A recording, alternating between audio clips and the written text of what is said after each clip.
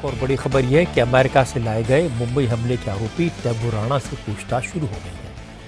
NIA के अफसरों की एक स्पेशल टीम तैमूर राणा से दिल्ली में पूछताछ कर रही है। राणा से जिस हाई सिक्योरिटी सेल में पूछताछ की जा रही है उसमें सीसीटीवी कैमरे लगाए गए हैं। पूरी पूछताछ को रिकॉर्ड किया जा रहा है। कल देर रात करीब 2:30 बजे कोर्ट ने तैमूर राणा को 18 दिन के लिए एनआईए के कस्टडी में भेज दिया था। इसके बाद से एनआईए की स्पेशल टीम ने पूछताछ शुरू की। इंटरेस्टिंग बात यह कि जब से तैमूर राणा भारत पहुंचा है तब से ही पाकिस्तान बहुत बेचैन है। भारत में पाकिस्तान के हाई कमिश्नर रह चुके अब्दुल बासित ने तो एक हैरान करने वाली बात कही। कहा कि तैमूर राणा तो पाकिस्तान का सिटीजन है ही नहीं, वो तो 1997 से कनाडा में रह रहा था। अब्दुल बासित ने कहा उन्हें समझ में नहीं आता कि मुंबई अटैक के कितने मास्टरमाइंड थे। बासित ने कहा असल में तो मुंबई अटैक भारत का ही एक फॉल्स फ्लैग ऑपरेशन था। तैमूर राणा का आना ऑब्वियसली एक बड़ा ज़बरदस्त टॉकिंग पॉइंट भारत को मिलेगा कि वो बार बार लश्कर तैयबा का जिक्र करेंगे और ये बताने की कोशिश करेंगे। उसका जिक्र तो कम होगा लेकिन ये बताने की ज़रूरत कोशिश होगी कि जी पाकिस्तान की जो इंटेलिजेंस एजेंसीज़ हैं वो इसके पीछे थी, इस सारे ऑपरेशन के पीछे, और लश्कर तैयबा की पूरी सपोर्ट थी। एक तो मुझे समझ नहीं आता कितने मास्टरमाइंड्स थे। डेविड हेडली भी मास्टरमाइंड था और जो है तैमूर राणा भी मास्टरमाइंड था, हाफिज सईद भी मास्टरमाइंड था और लखवी भी मास्टरमाइंड था, साजिद मीर भी मास्टरमाइंड था। पता नहीं कितने मास्टरमाइंड थे। वल्लाहु आलम बिस्सवाब के असल मामला है क्या। लेकिन जो एलियस डेविडसन की जो किताब है द बिट्रेयल ऑफ इंडिया, जो एक जर्मन इन्वेस्टिगेटिव जर्नलिस्ट हैं, उन्होंने तो बड़े कुछ सही ऐसे इशारे दिए हैं कि इसमें ये फॉल्स फ्लैग ऑपरेशन था और भारत इसमें इन्वॉल्व था। चिंता की बात है कि हमारे देश के कई नेता इस तरह के बेसिर पैर के बयान देने वाले अब्दुल बासित को जवाब देने के बजाय तैमूर राणा को भारत लाने का क्रेडिट लेने की होड़ में लगे हैं।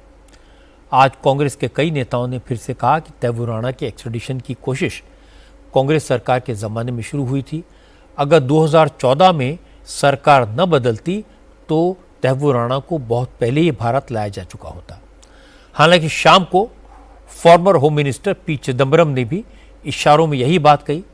चिदम्बरम ने बड़े ही सटल तरीके से कहा कि तैमूर राणा भारत से को अमेरिका लाना, अमेरिका से भारत आना भारत की बहुत बड़ी जीत है, लेकिन इसकी कोशिश तो उनकी सरकार ने ही शुरू की थी।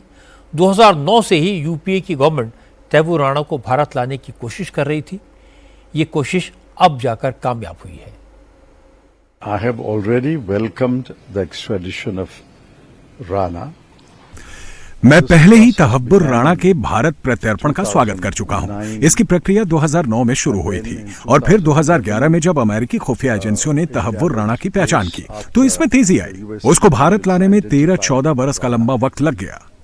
मैं इस कोशिश में लगे विदेश मंत्रालय, खुफिया एजेंसियों और एनआईए को मुबारकबाद देता हूं कि लंबे और थकाऊ संघर्ष के बाद वो राणा को भारत लाने में सफल रहे हैं। मैं बीजेपी के प्रवक्ता को गंभीरता से नहीं लेता हूं। मैं विदेश मंत्रालय या फिर गृह मंत्रालय से आधिकारिक बयान का इंतजार कर रहा हूं। मैं बीजेपी के आधिकारिक प्रवक्ता के तथाकथित आधिकारिक प्रवक्ता के विचारों पर मैं कोई टिप्पणी या कोई जवाब नहीं देना चाहता हूं। हालांकि इन सारी बातों का जवाब दिया महाराष्ट्र के मुख्यमंत्री देवेंद्र फडणवीस ने।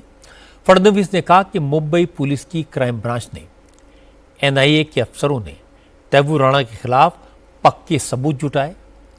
विदेश मंत्रालय ने डिप्लोमेटिक एफर्ट लगाया और अब देश का दुश्मन तैमूर राणा भारत के शिकंजे में आया है। फडणवीस ने कहा कि तैमूर राणा को सजा होनी चाहिए, उस पर सियासी बयानबाजी से कोई फायदा नहीं होगा। दुनिया के सामने जिस समय कसाब को फांसी हुई उस समय ये पाकिस्तान की कॉन्स्पिरेसी थी, ये हमने प्रूव कर दिया। और आपको याद होगा उस समय हम लोगों ने डेविड हेडली का बयान ये एक प्रकार से ऑनलाइन दर्ज कराया और उसके कारण उस समय भारत सरकार ने हमको मदद की और हम लोग उसको बयान को दर्ज कर पाए, जिसके कारण ये पूरा पाकिस्तान का षड्यंत्र है, ये हमारे सामने स्पष्ट हुआ। लेकिन आज इस बात का हम लोगों को बहुत संतोष है कि इस प्रकार का अपराधी, जो हम चाहते थे कि हमारी क्रिमिनल जस्टिस सिस्टम के सामने आए, वो आज हमारे हाथ में लगा है। एक प्रकार से जो हमारे दिल पर बोझ था कि कसाब को तो हमने फांसी दी, लेकिन षड्यंत्र करने वाला अभी बाकी है, तो उसको भी यहां पर लाने का काम ये भारत सरकार ने जो किया है, मैं प्रधानमंत्री जी का आभार व्यक्त करता हूं। देवेंद्र फडणवीस की बात सही है कि तैमूर राणा के केस पर सियासत नहीं होनी चाहिए। असल में जरूरत है फॉर्मर डिप्लोमेट अब्दुल बासित जैसे लोगों को करारा जवाब देने की। बासित ने बड़ी बेशर्मी से कह दिया कि 26/11 का आतंकवादी हमला भारत का ऑपरेशन था। क्या अजमल कसाब पाकिस्तानी नहीं था? क्या कसाब और उसके साथियों को पाकिस्तान ने नहीं भेजा था?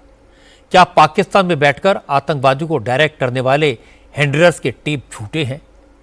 क्या अमेरिका ने इस बात के सबूत नहीं दिए कि 26/11 का हमला पाकिस्तान में बैठे लोगों की साजिश थी? इतना सब होने के बाद भी अगर कोई भारत को ब्लेम करने की बेतुकी बात करता है तो उसे जवाब तो मिलना चाहिए। और जब तैमूर राणा राज खोलेगा, पाकिस्तानी फौज और ISI के अफसरों के नाम बताएगा, तो अब्दुल बासित जैसे हर शख्स को जवाब मिल जाएगा।